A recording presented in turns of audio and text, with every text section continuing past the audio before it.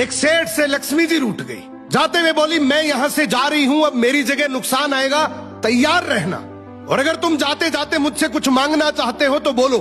सेठ बहुत समझदार था, बड़ी विनम्रता से बोला, माता नुकसान आ रहा है तो आने दीजिए, बस मुझे आप एक वरदान दीजिए कि मेरे परिवार में हमेशा सुख शांति बनी रहे। लक्ष्मी जी मुस्कुराई, तथास्तु कहा और वहां से चली गई। अब उस सेठ की 4 बहुएं थी।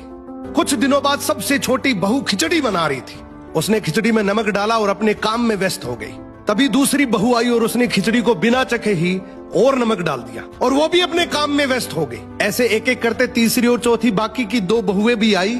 उन्होंने भी खिचड़ी को बिना चखे ही उसमें नमक डाल दिया। अब रात को सबसे पहले सेठ खाना खाने बैठा। जैसे ही उसने खिचड़ी का 1 चम्मच लिया, उसे महसूस हो गया कि इसमें बहुत ज्यादा नमक है, और सेठ जी तुरंत समझ गए कि नुकसान आ चुका है। किसी से कुछ नहीं कहा, चुपचाप खिचड़ी खाई और चला गया। अब सेठ के बाद खाना खाने की बारी आई सबसे बड़े बेटे की। बेटे ने खिचड़ी का 1 निवाला लिया। उसने परिवार वालों से पूछा, पिताजी ने खाना खा लिया? उन्होंने कुछ कहा? तो बाकी सबने जवाब दिया, हाँ पिताजी ने तो खाना खा लिया, लेकिन किसी से कुछ नहीं कहा। तो बड़े बेटे ने भी चुपचाप खिचड़ी खाई और चला गया। ऐसे ही करके परिवार के बाकी सारे सदस्य एक एक करके आए, अपने से पहले वालों के बारे में पूछा, कुछ नहीं कहा, चुपचाप खिचड़ी खाई और चले गए।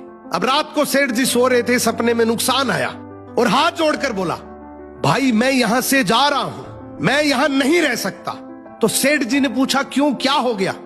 नुकसान बोला, तुम सबने मिलकर 1 किलो नमक खा लिया, पर मजाल है कोई किसी पर नहीं चिल्लाया, किसी ने गुस्सा नहीं किया, सब शांत रहे। अब जिस परिवार में इतनी सुख शांति हो, आपस में इतना प्यार हो, वहां पर मैं नहीं रह सकता। निष्कर्ष कि जिंदगी है तो उतार चढ़ाव, दुख सुख